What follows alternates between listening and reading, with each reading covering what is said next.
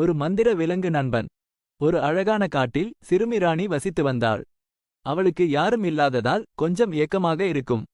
ஒரு நாள் காட்டில் நடந்து கொண்டிருந்தபோது ஒரு மரத்தின் கீழ் ஒரு சிறிய உயிரினம் கிடப்பதை பார்த்தாள். அது ஒரு சிறிய முயல் போலிருந்தது, ஆனால் அதன் கண்கள் மின்னின. ராணி அதை எடுத்து தன் வீட்டிற்கு கொண்டு வந்தாள். அந்த முயல் ராணியின் நண்பனானான். ராணி அதற்கு மின்னி என்று பெயர் வைத்தாள். மின்னிக்கு பேசத் தெரியும். இரவில் அவை ஒன்றாக விளையாடி மகிழ்ந்தன. மின்னி ராணியிடம் பல விஷயங்களை கற்றுக்கொண்டது.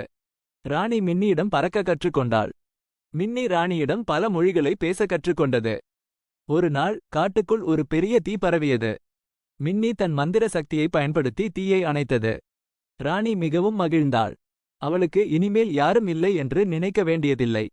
அவளுக்கு மின்னி என்ற மந்திர முயல் நண்பன் இருந்தான். கதை முற்றும்.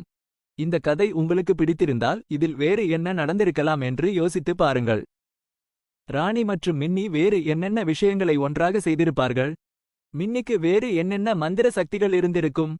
ராணி மற்றும் மின்னி எப்படி ஒருவரை ஒருவர் உதவி செய்திருப்பார்கள்? உங்கள் கற்பனையை பயன்படுத்தி கதையை நீங்களே தொடர்ந்து எழுதி பாருங்கள். குழந்தைகளுக்கான பிற கதைகள் வேண்டுமா?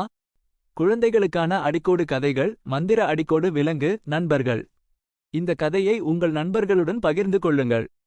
உங்களுக்கு பிடித்த கதையை சொல்லுங்கள், நான் அதை உங்களுக்காக எழுதி தருகிறேன்.